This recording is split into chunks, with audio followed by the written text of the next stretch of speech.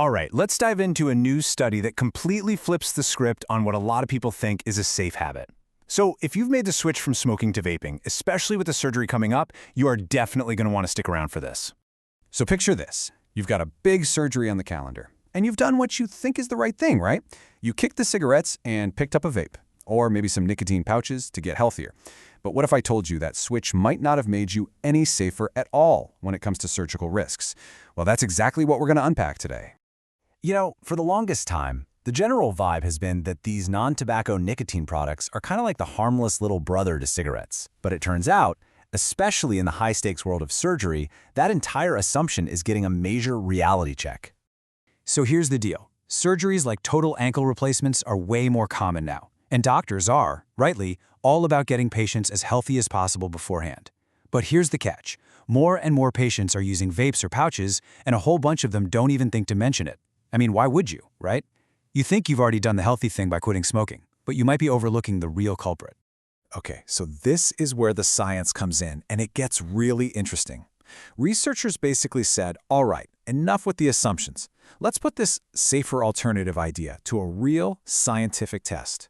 They wanted to find out, once and for all, if nicotine all by itself was the thing causing problems. So in a study published in Foot and Ankle Surgery, they didn't beat around the bush. They asked a super specific question, which was basically, hey, if you use vapes or nicotine pouches, are you more likely to have complications after you get a total ankle replacement? Simple, direct, and incredibly important. Now, to get a real answer, you can't just, compare any two random people. You need a fair fight.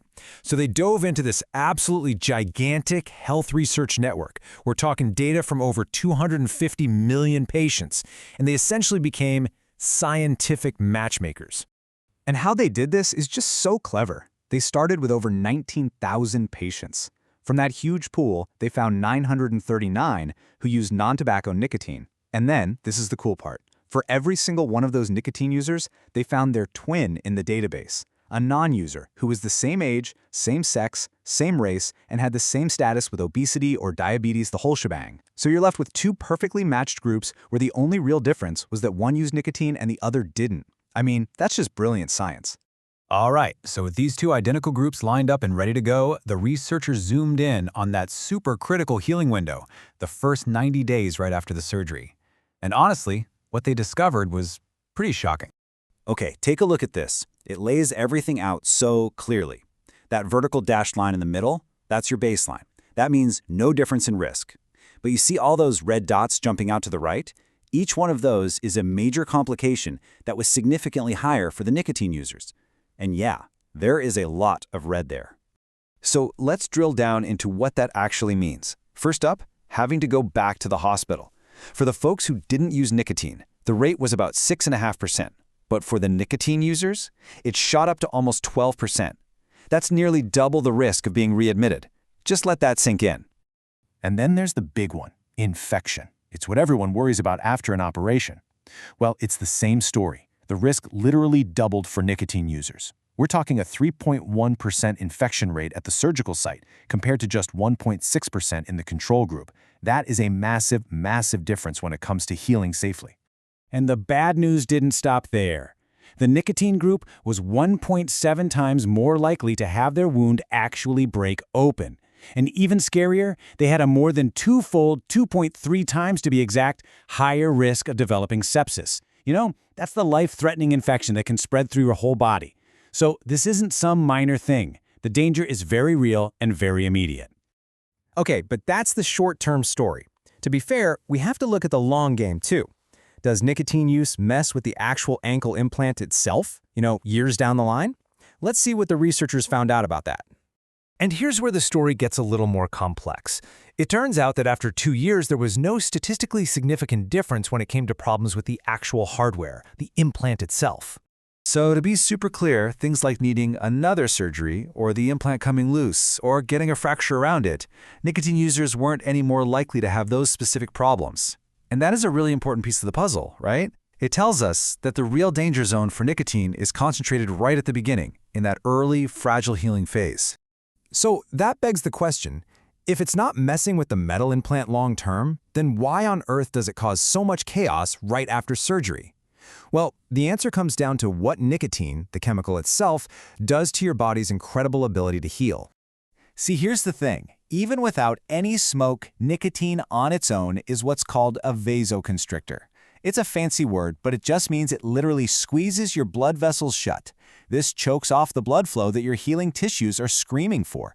It gums up the works, preventing new blood vessels from growing and disrupting the little construction crew of cells your body sends in to repair tissue and bone. So what this all boils down to is this. We've kind of been blaming the wrong guy this whole time.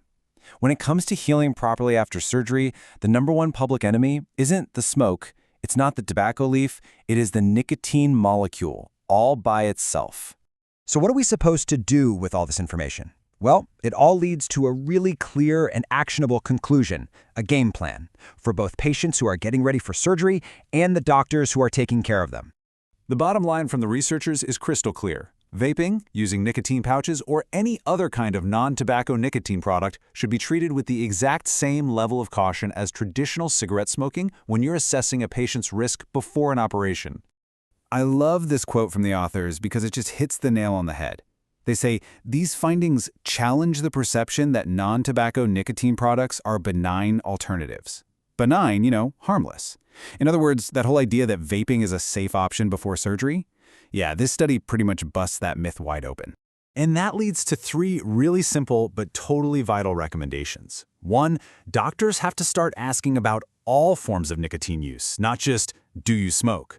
2, patients need to be educated that switching isn't enough. Quitting everything is the best way to have a smooth recovery. And 3, hospitals and clinics should be there to offer support to help people do it. It really makes you think, doesn't it? This study was focused on ankle surgery, sure, but the implications here are so much bigger. It kind of forces all of us to step back and ask a bigger question. In our constant search for healthier alternatives, what other hidden risks might we be overlooking? What's the real cost of the habits we've convinced ourselves are harmless? It's a pretty powerful thought to end on.